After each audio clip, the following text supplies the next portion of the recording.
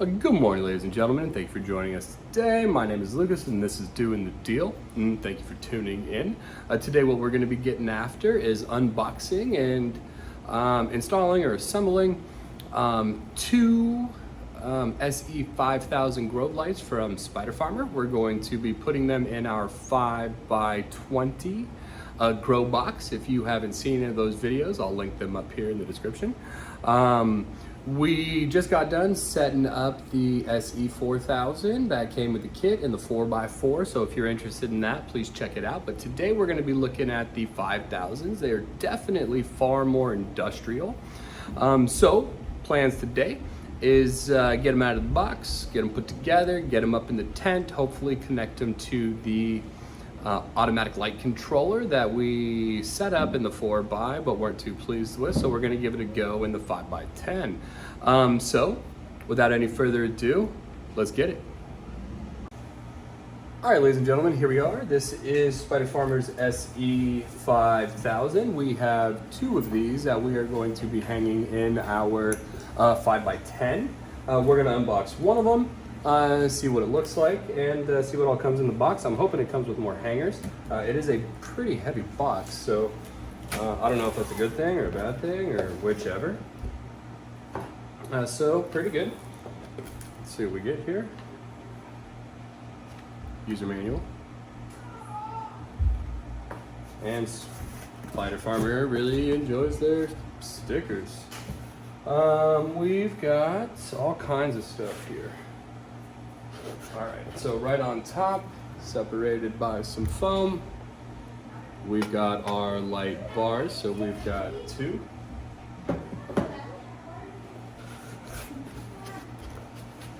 Four.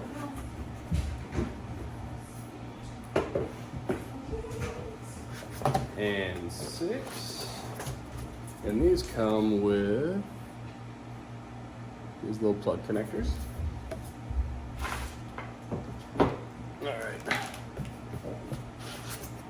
Underneath the foam, we got all of the other fun stuff. Oh my goodness. All right, so we definitely have more cables. We've got more of the old ass telephone cable wire that they use for their controller. Put that aside. Clips and spacers and things for additions. You can add to this, I think. So we got our power.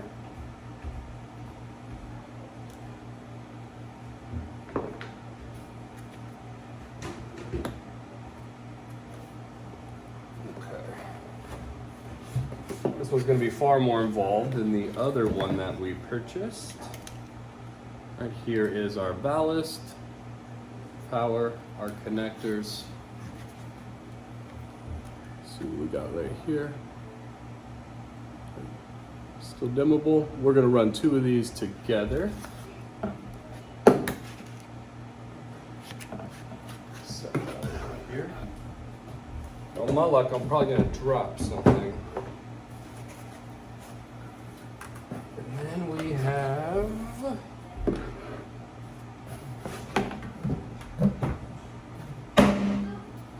the rails themselves right here. So we'll take these, get this stuff out of the way. I don't know what we're doing, but figure it out. Take some of these. The plugs are on this side. Can't be too tricky.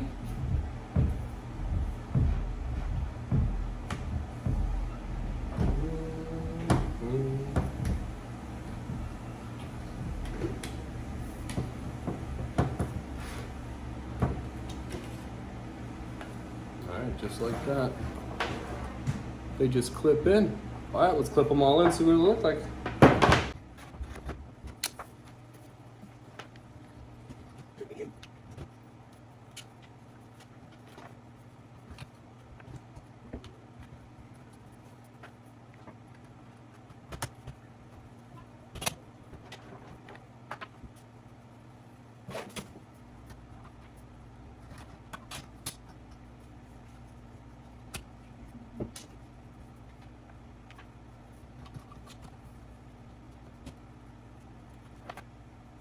Alright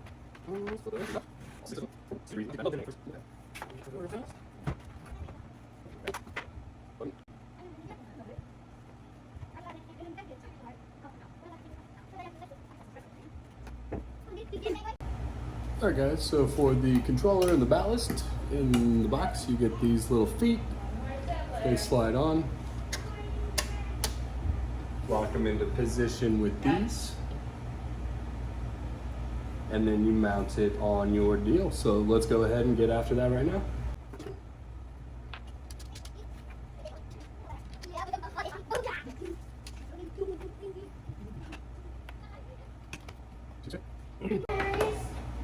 Alright, so you adjust the rails to fit the lights, and then you screw these in from the top, it looks like.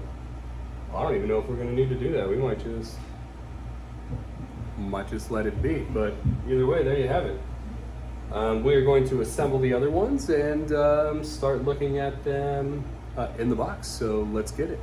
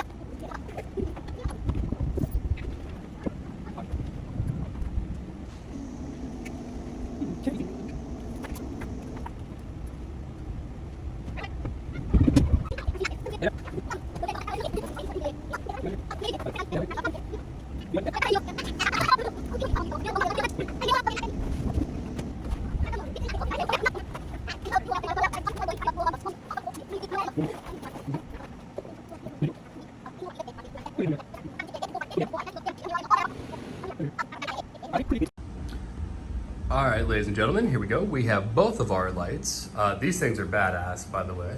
Super pleased with these so far. We'll see if they grow anything. I'm assuming they will. We've got both of them set up in here in our 5x10 grow tent. Fairly simple, pretty neat. You can mount these outside of the box with these rails. It's got a couple of other little things. That might not be a bad option depending on how hot it gets in here. These little connectors, super neat, really easy to put them together. Just like the other one we looked at, it does come with the mounting points for your cables. Right, we used 4 on each deal. Pretty self-explanatory. You've got the, let's see if we can get closer, your dim, which is you controlling it via the dimmer switch. And then you have your EXT or external, which is going to be through an external device like we're using, which is the light timer. Here are your 2 channels. If you had a third light, you would then go from 2 to 2, I'm assuming, right? So we go from 1 to 1 over here. Let's see, we got this one set up over here as well. Same idea. These are at 50% brightness. Here's the ones that are connected together. Here's the one that comes from the controller. The power cable wires are a little short. We ran them both right here out of either of the sides. So that's good. We put them up on top. We did need an extension cord. Probably a little too short. And where is it? Power strip.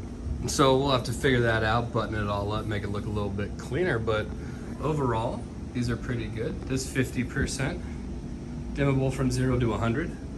We'll just flash it to 100. All right, not too bad. So I think this will do the trick for us. Yeah. Now, in terms of the controller, we did use the controller. We're going to continue to use it. I don't see anything wrong with it at this moment in time.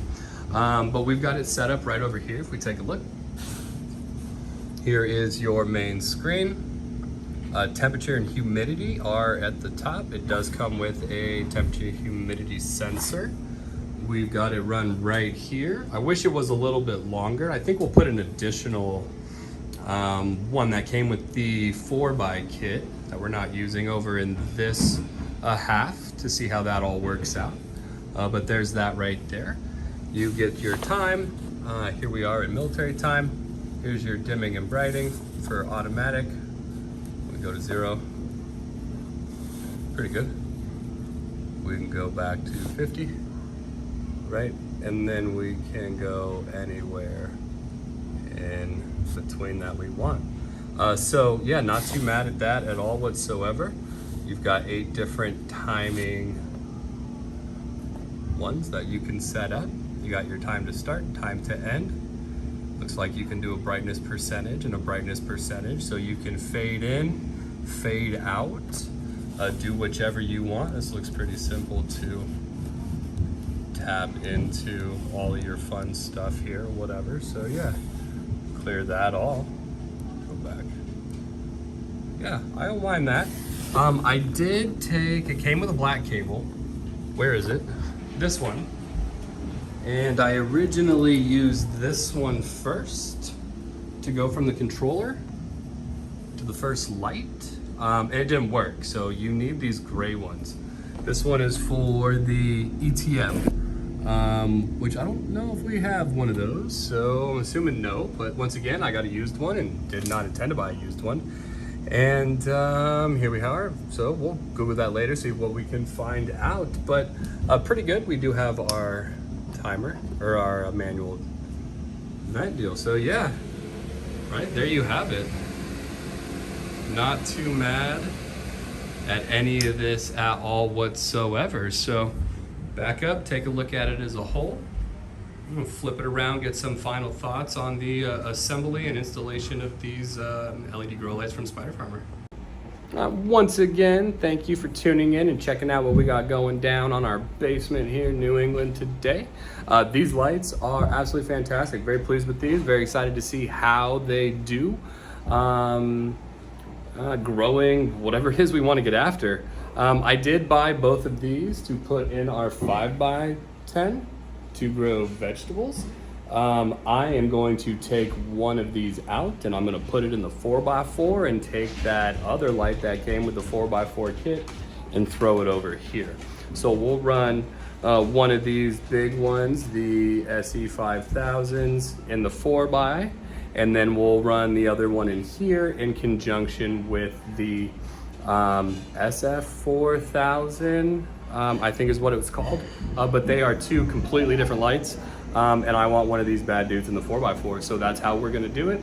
We're gonna run it like that and we're gonna see how it goes. So I will throw the light specs for these up here, because that seems to be where the space is. If you did not see the video on the unboxing and setup of the other one that we have in the 4x, I'll put that up here somewhere if it hasn't already been linked. But a couple of things we got coming up. We are going to put together our grow rack that has some lights that go with that. We're going to put it right over here so that we can use it to grow our microgreens, which the wife likes, as well as some seed propagation and things of this nature. So we're going to throw that together.